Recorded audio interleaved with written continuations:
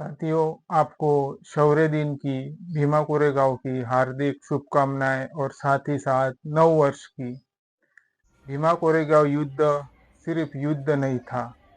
भीमा भीमा कोरेगांव युद्ध जो था वो युवाओं के लिए प्रेरणादायी था। युवा भारत के लिए प्रेरणादायी था। तो चलिए हम अपना वीडियो स्टार्ट करते हैं, और स्टार्ट करने से पहले हम रिक्वेस्ट करते हैं कि हमारी इस वीडियो को अंत तक जरूर देखिएगा। भीमा कोरेगांव का युद्ध अगर नहीं होता तो शायद हम सचमुच नहीं होते, ना ही बाबा साहब भी ना होते, ना ही हमारे महापुरुष अन्य भी ना होते, जैसे बिरसा जी, फूले, शाहू, रविदास वगैरह, ये सब कुछ शायद नहीं होते। तो इस युद्ध का लगभग सभी धर्मों के लिए समानता का अवसर है, आइडियल्स है, प्रेरणादायी है कि इस युद्ध ने सबको समान लाया, स्वतंत्रता दी, और स्वतंत्रता के साथ साथ सबको समान शिक्षा देने का भी किरदार इस युद्ध ने निभाया। इस युद्ध का अर्थ यही है कि सबके लिए जस्टिसेबल हो, समान हो, कोई ऊंच नीच नहीं। यही भीमा कोरेगांव युद्ध से उन तमाम महाशूरों वीरों को नमन, आदरांजलि। तो ये भीमा कोरेगांव युद्ध एक युद्ध के साथ साथ एक शांतिपूर्वक भी निर्णय था, जो कि राज्य के लिए और राज्य के लोगों के लिए अहमियत था, क्योंकि वो बिलीव करता है, फेथ करता है लोगों में, जो कि इक्वेलिटी के प्रावधान जानते हैं। तो इसलिए हमें भीमा कोरेगांव के युद्धों को सचमुच सलामी देनी चाहिए। और मैं ना जा सका तो मुझे थोड़ा क्षमा चाहूंगा मैं, कि मैं भीमा कोरेगांव इस बार नहीं जा चुका हूँ। तो हमें हर साल भीमा कोरेगांव जाना ही चाहिए, भले ही अन्य ठिकाने पे जाओ या ना जाओ, लेकिन भीमा कोरेगांव का युद्ध आपस में सभी के लिए अवसर मिलने का प्रावधान है। जो आज सांस ले रहे हैं उसकी कड़ी भी भीमा कोरेगांव है। अगर भीमा कोरेगांव युद्ध ना होता तो शायद मैं भी आपके सामने बोलता न रहता, क्योंकि मैं बोलता तो मेरा मुंह सिलाया जाता या मेरी जीभ काट दी जाती। तो इस पे भी हमें थोड़ा सा ध्यान रखना चाहिए। अगर भीमा कोरेगांव युद्ध ना होता, विजय स्तंभ ना होता, तो शायद मेरे जो पुरखों है, मेरे दादा दादी, और वैसे ही जो सोशल रिफॉर्मर है, जिन्होंने भीमा कोरेगांव युद्ध जो स्तंभ है, महावीरों है, उनसे प्रेरणा ली। जैसे मैं कुछ वीरों का नाम बताना चाहूंगा: अरुण वरघट, ध्रुपताबाई वरघट, दोमाजी वरघट, सखुबाई खंडारे, लक्ष्मण खंडारे, सुमन चालखुरे, मनकरनाबाई ढोके और अन्य कुछ।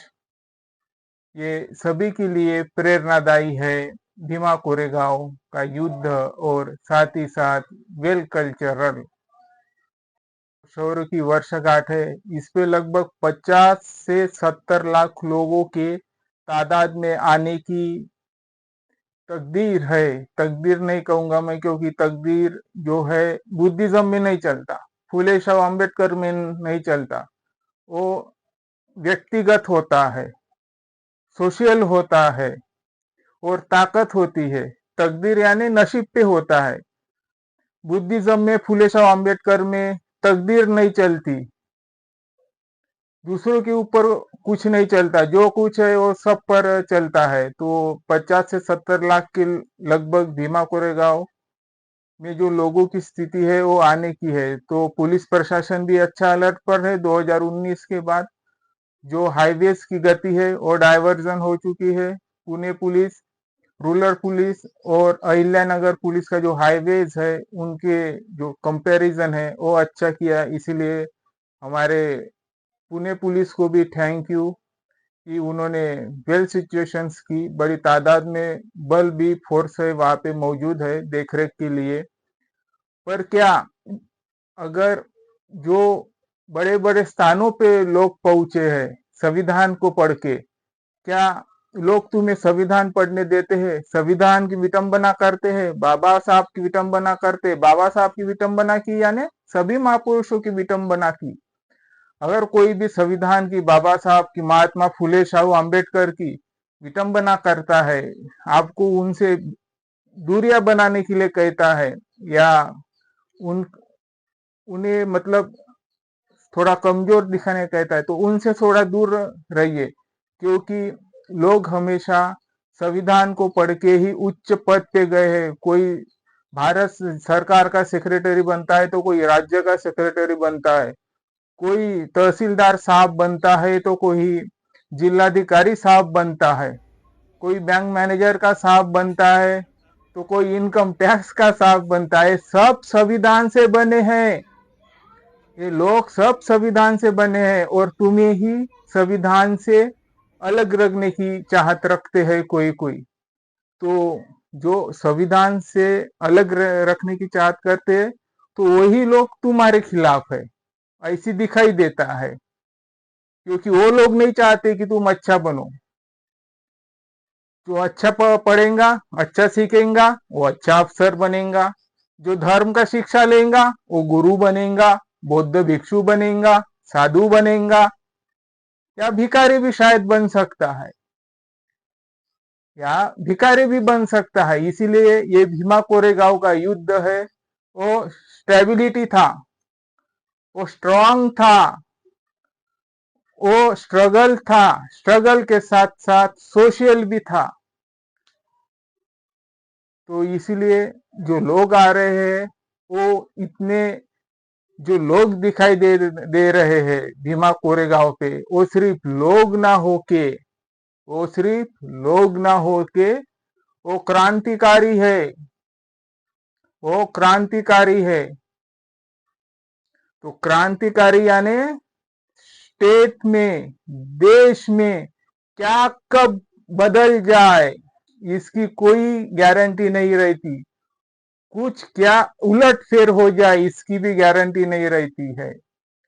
पेशवाई से मुगल भी कतराते थे, डरने लगे थे, अंग्रेज भी कतराते थे, डरने लगे थे, पर शायद पेशवाई को वो नहीं पता था, जिसका लगभग अंत करने वाले थे वो 500 महाशूरवीर थे।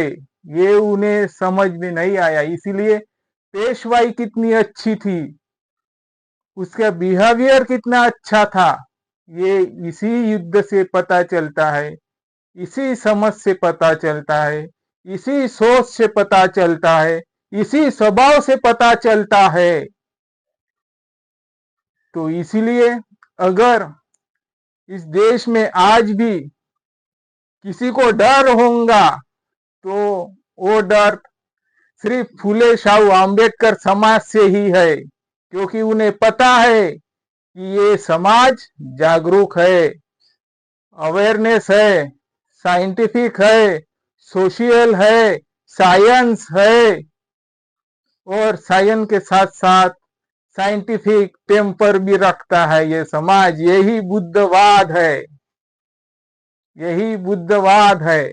इसलिए उस महान व्यक्ति ने यूं ही उसे बोधिसत्व नहीं कहा जाता। क्यों पढ़ते हो अपने बच्चों को? पहले तो अछूत के लिए भी पढ़ाई नहीं होती थी, तो अभी अपने बच्चों को क्यों पढ़ाई करने भेजते हो? क्योंकि आपको रिस्पेक्ट है कि मेरा बच्चा अच्छा बनेगा। तो तुम्हारा बच्चा अच्छा बनना है तो उन्हें पहले देश सिखाइए, धर्म नहीं। धर्म में तुम्हारा बच्चा माटी में ही घुस जाएगा, और जिसे शिक्षा चाहिए उसे फुले शाहू आम्बेडकर को पढ़ना होगा, तभी वो अच्छा इंसान बन पाए। सिविल पोल्स का इलेक्शन है, महानगर चुनाव का इलेक्शन है, लगभग 15 जनवरी को मतदान होने वाले हैं और 16 जनवरी को काउंटिंग होनी है। तो लगभग सभी महाराष्ट्र के जो जिला है, शहर है, उनके लिए इलेक्शन का प्रावधान फेयरली हो, अच्छा हो।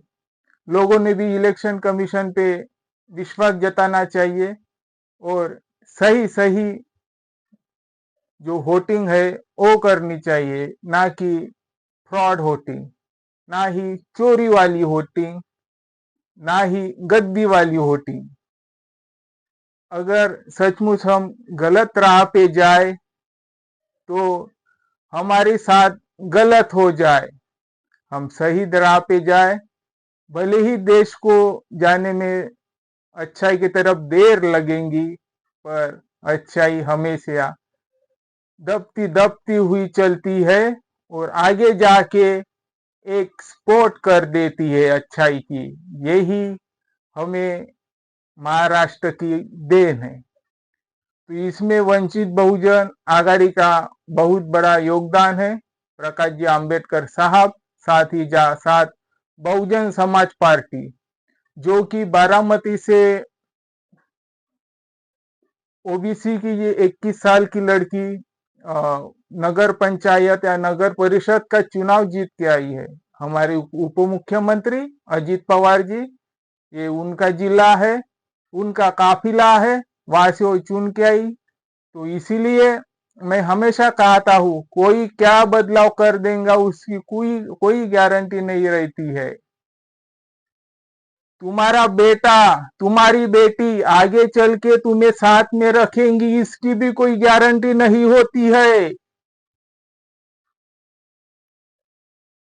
इसलिए जो होता है खुद चल के डिपेंडेंट होता है।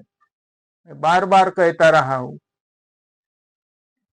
कि इलेक्शन जब आता है, हम लोग देख के, अपना देख के वोट करते हैं, फिर चाहे बुरा भी क्यों ना हो। बिलीफ है, गॉड को देख सकता है, कोई पेड़ों में अपना भगवान देखता है, कोई पत्थरों में देखता है, कोई मूर्तियों में देखता है, तो कोई अन्य काबिले में भी देखता है। तो इसीलिए बिलीफ का सबका अपना अपना स्वतंत्रता है, बिलीफ है, वो चॉइस कर सकता है। पर जो इलेक्शन का समय रहता है, तो वो इलेक्शन जो कैंडिडेट होते हैं उनकी कैपेसिटी आप जान पाते हो, उनकी एजुकेशन जान पाते हो।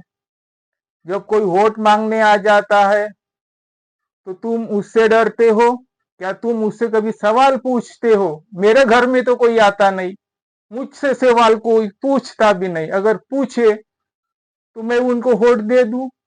कब दे दूं? तब वो मेरे सवाल का जवाब दे कि तुमने directive principle of state policy का क्या क्या किया, तुमने directive principle of state policy का क्या क्या किया, कितना फॉलो किया। अगर तुम directive principle state policy को ही नहीं जानते हो, फॉलो ही नहीं करते हो, तो तुम एक अच्छे पार्षद चुन के भी आए तभी भी शायद ये directive principle of state policy के लिए हनन है, क्योंकि आप जानते ही नहीं हो।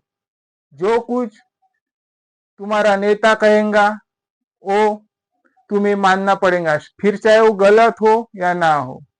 अगर कोई बीएसपी में रह के मायावती जी की क्रिटिसाइज कर सकता है या नहीं कर सकता है पता नहीं, वंचित में रह के बाड़ा साहब जी की क्रिटिसाइज करता है नहीं करता है पता नहीं। वैसे ही कांग्रेस रहो या भाजपा रहो, कोई बीजेपी में रह के मोदी जी की क्रिटिसाइज कर सकता है या नहीं कर सकता है, कोई कांग्रेस में रह के राहुल गांधी जी की क्रिटिसाइज कर सकता है या नहीं कर सकता है।